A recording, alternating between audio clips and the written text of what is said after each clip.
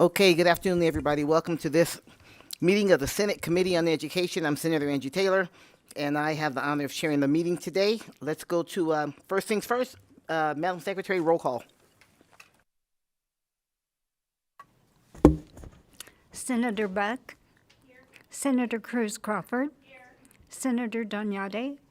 Senator Darrell Loop. Senator Rogich. Senator Titus. Chair Taylor. And I am present. Thank you very much.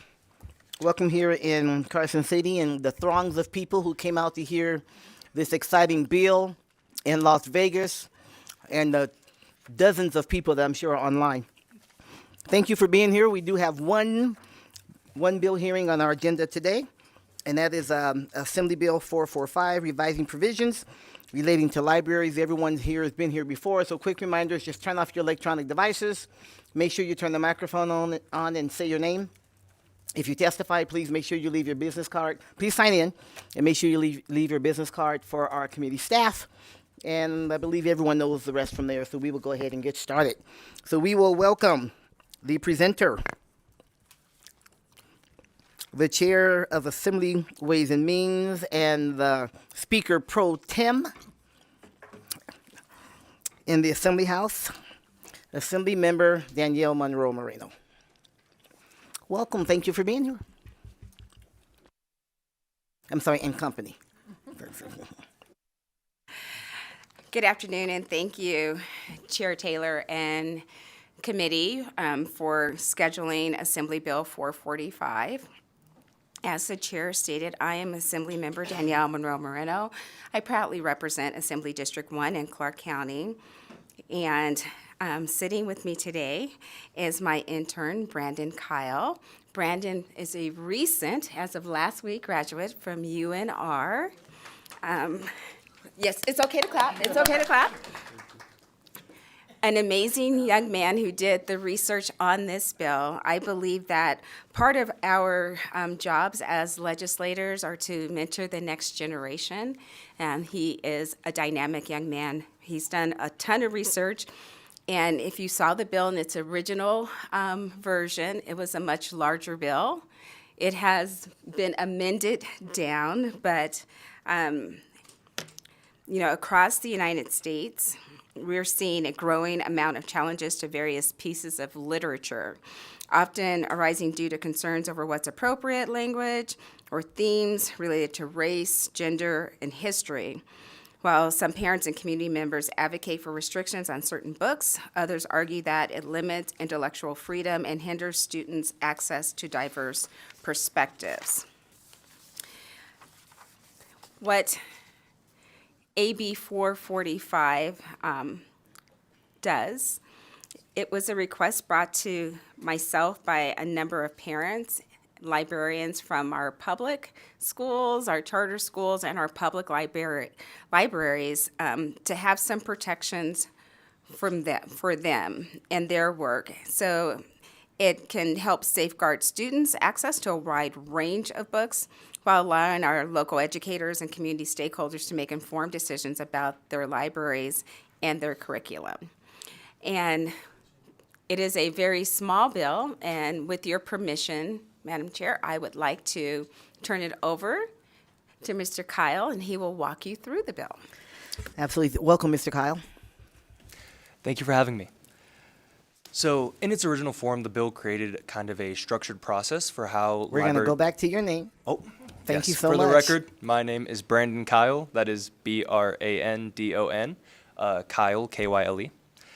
As I was saying, in its original form, the bill created a structured process for how both school libraries, that is public school libraries, as well as just public libraries that serve pupils, patrons from the community, were going to kind of develop and curate library collections. We've decided to simplify and amend the bill, so it is much more streamlined, and that is the version that you have before you. So in its current form, there are only two sections. The first section is going to create protections for school library staff members and ensure that they are immune from both civil and criminal liabilities for actions that are performed within their duties as librarians in accordance with their licensure, things of that nature. And the second section of the bill extends some of those same protections similarly to any staff member of a public library who, again, in good faith, creates and curates these library collection materials. It will see to it that they are immune from both civil and criminal liability. So that is the bill that you have before you. As previously stated, it's been amended and shortened a lot, and we welcome any questions. Thank you so much, Mr. Kyle and Assemblymember Monroe Moreno. We will turn to the committee and see if there are any questions. Okay. Madam Vice Chair. Thank you very much. And as a certificated school librarian, I appreciate the bill. What I was wondering about is the good faith acts relating to providing access to and assisting students. So if, as a school librarian, a pupil came up to me and asked me for any piece of literature, and I directed them to that, so I would be immune from criminal or civil liability. But what happens if a parent comes and says, I don't want that book in a library? Does this touch that piece of it? Danielle Monroe Moreno, for the record, in the bill's original form, we did touch upon that. However, in this amended version, it does not touch upon that. You would be relying on the school district and the superintendents of those school districts to come up with whatever the rules, regulations, and standard operating procedures would be for their district. Okay, thank you. Thank you, Madam Vice Chair. Senator Titus. Thank you, Madam Chair. Good to see you, Assembly Member. I need some clarity, I think maybe from our legal folks on do current school employees or library employees already have some immunity if they're acting in good faith of their jobs, within their scope of their jobs?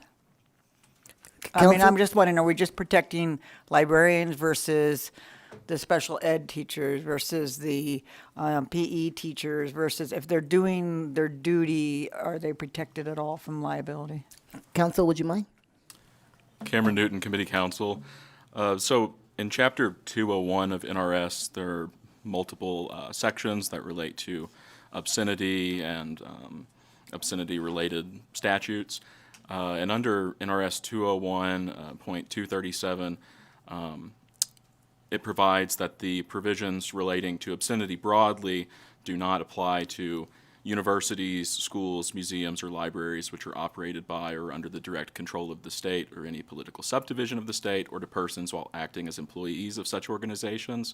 However, NRS 201.239 does provide that this clump of sections that relates to obscenity do not preclude any county or city or town from adopting an ordinance that further regulates obscenity if it doesn't conflict with Chapter 201 of NRS, essentially. So the exemption that I just mentioned would apply to these state laws that govern obscenity, but I do not believe that they apply to any of the it would not exempt them from liability for NRS 201.239, which is the county, city, or town regulations. Thank you, Counsel. Well, I'm not. So that was a very good legal response, but I'm not really sure it clarified my question. So I just want. I mean, I think a teacher, in good faith, doing what they are charged to do by the school board, and or the state board of education, should be protected from civil liability if they're within their scope of what they've been directed to do. So I was just wondering, is this just a are they already protected? Is this strictly a carve out for the librarians and people who work there? Because that's what they're doing. I mean, they're already there. The school has their policy.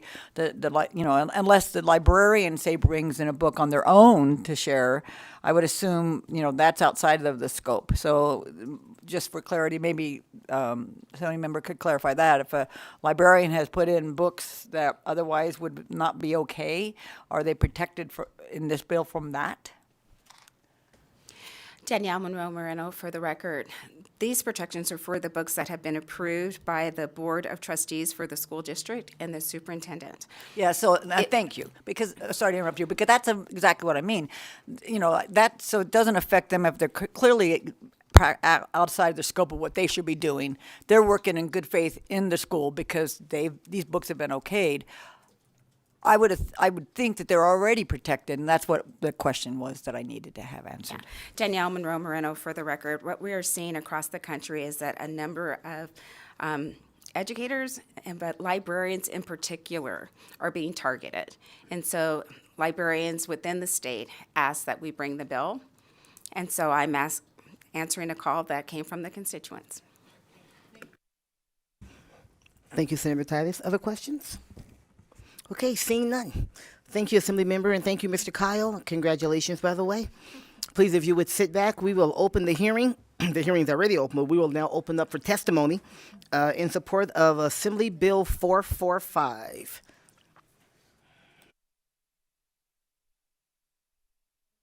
Thank you, Madam Chair. Nathaniel Wall, Clark County School District.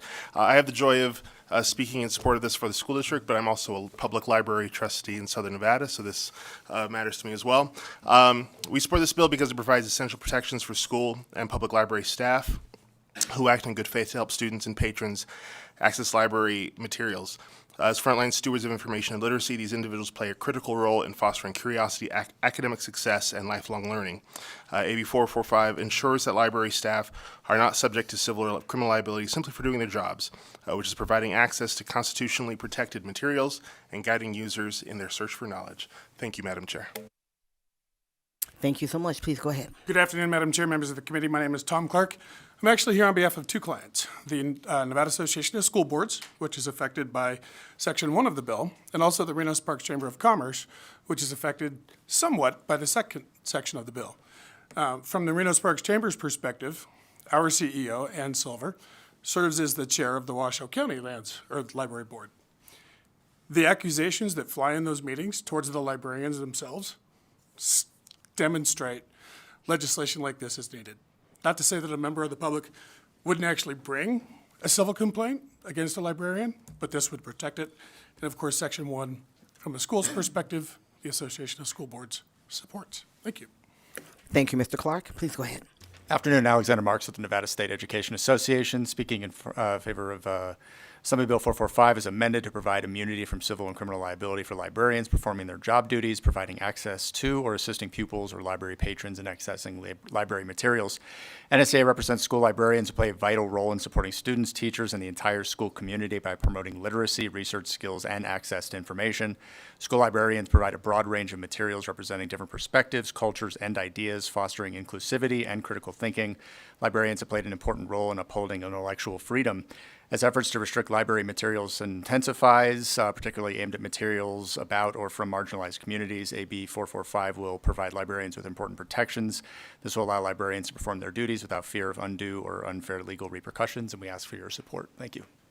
Thank you, Mr. Marks. Please go ahead. Madam Chair, members of the committee, my name is Susan Keema, Keema. I represent the Nevada Association of School Superintendents, which includes all 17 school districts. We are in support of SB 445, and as far as comments, ditto. Thank you, Ms. Keema. Seeing no one else here in Carson City and none in Las Vegas, do we have anyone on the phone line in support? AVH? Thank you, Chair. To testify in support to Assembly Bill 445, please press star 9 now to take your place in the queue.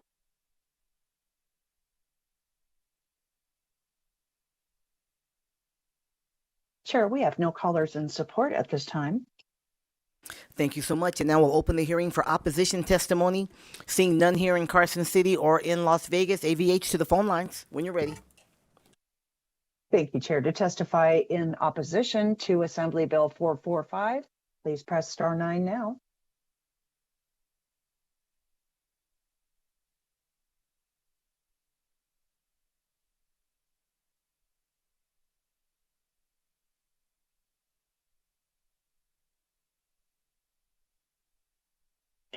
Good afternoon. My name is Cynthia Perrine, CYNTHIA PERINE. I am in opposition to AB 445. It seems like this is a what-if bill. for something that has not yet occurred. The people in favor of this bill have not put forth a single incident when a civil or criminal action has been lodged against librarians in Nevada. I wonder if this bill is really necessary, and therefore I am in opposition to this bill. Thank you. Thank you so much for the call. Do we have another caller, AVH? To testify in opposition to Assembly Bill 445, please press star 9 now to take your place in the queue.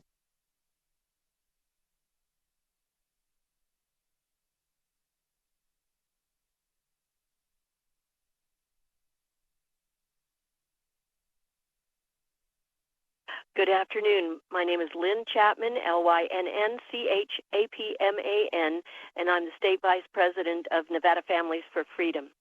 There's a written statement before the U.S. House Committee on Education and the Workforce. Nicole Solis, Senior Fellow, Education Freedom Center, Independent Women's Forum, October of 2023. She wrote, "It's important to identify the nature and scope of graphic and sexually explicit books in school libraries.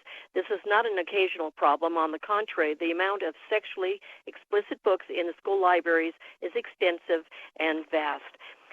The American College of Pediatricians warns that children suffer many negative effects due to modern society's exposure to and acceptance of pornography. These negative effects include mental disturbances and unrest for the young school-age child, including acting out and violent behavior. During the 2017-18 academic year, there were 13,799 reported incidents of sexual violence in public schools, a 43% increase from the year prior. There is also the risk that older children will take graphic or sexually explicit content home to younger children. There is no universal codified system to inform parents of graphic or explicit content in school library books. Other media such as movies, radio, music, and the internet have long-standing rating systems or restrictions that recognize the importance of protecting children from inappropriate content. First Amendment allows schools to remove materials that are pervasively vulgar or not educationally unsuitable under Board of Education versus PICO.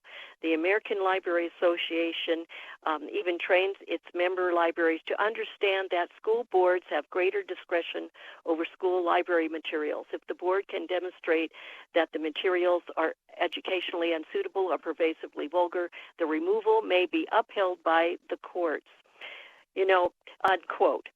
Parents need to be able to protect their children at all times. So where's the bill I'm to sorry, Miss protect the Chapman. parents Miss and especially our Chapman. children? I'm so sorry I to was cut all you done. off there. Your 2 minutes are up, ma'am. We really appreciate the call, but you can send your comments in to our committee staff, and they'll make sure that it is a part of the record. Thank you so much. AVH, do we have another caller? Here we have one additional caller. Just one moment, please.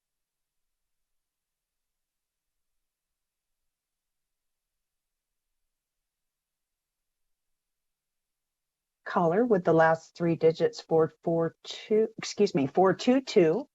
You are unmuted. Please press star 6 to unmute. Your hand is up.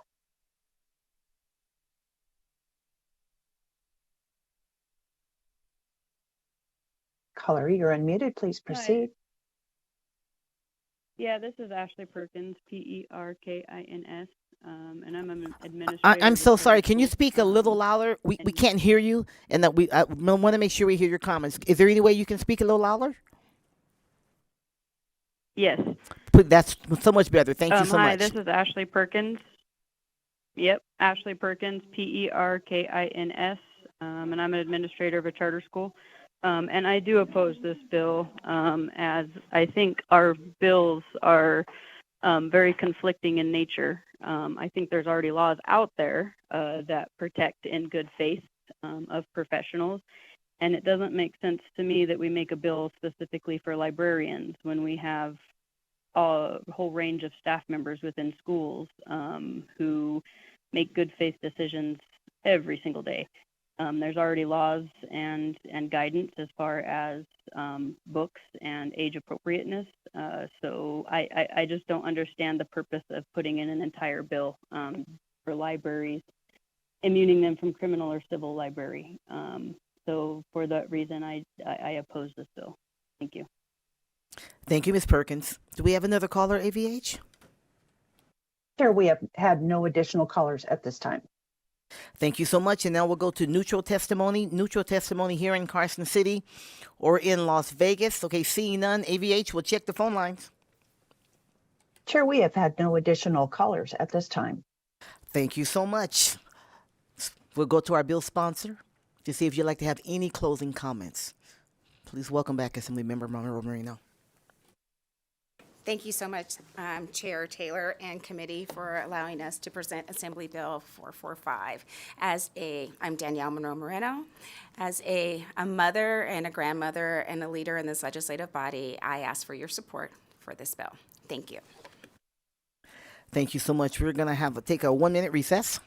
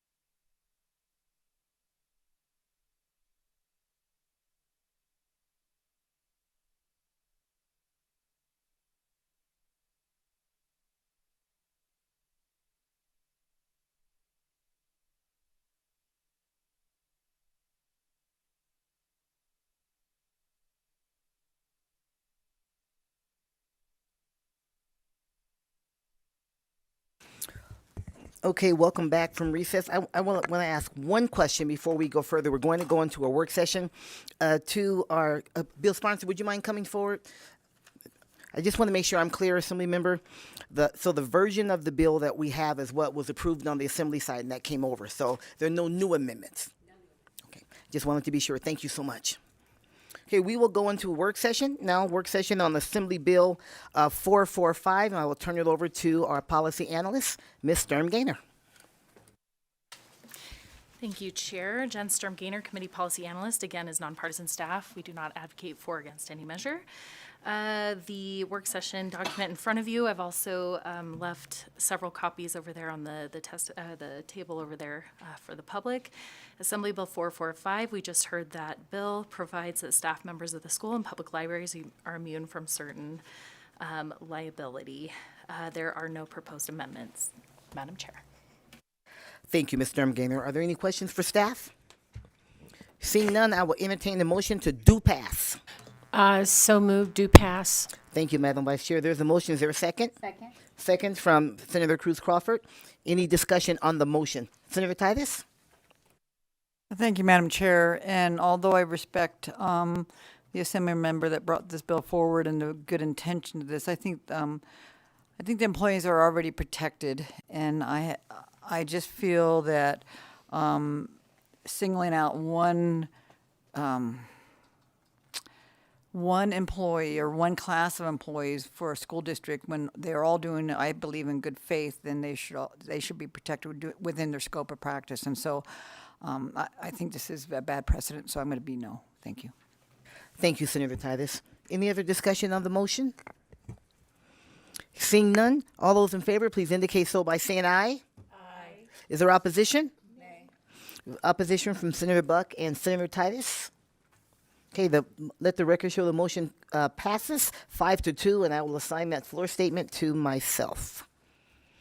Okay, thank you very much. Now we're down to the last item on our agenda, and that item is public comment. If you'd like to make public comment on any item that has not been covered on the agenda, and that is within the purview of our committee, you have this opportunity at this time to do it right now. If you haven't had don't have the number you'd like to, that number is 888-475-4499, and the meeting ID is 871-051-66724.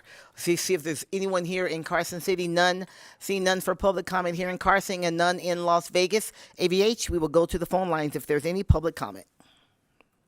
Thank you, Chair. To provide public comment, please press *9 now to take your place in the queue.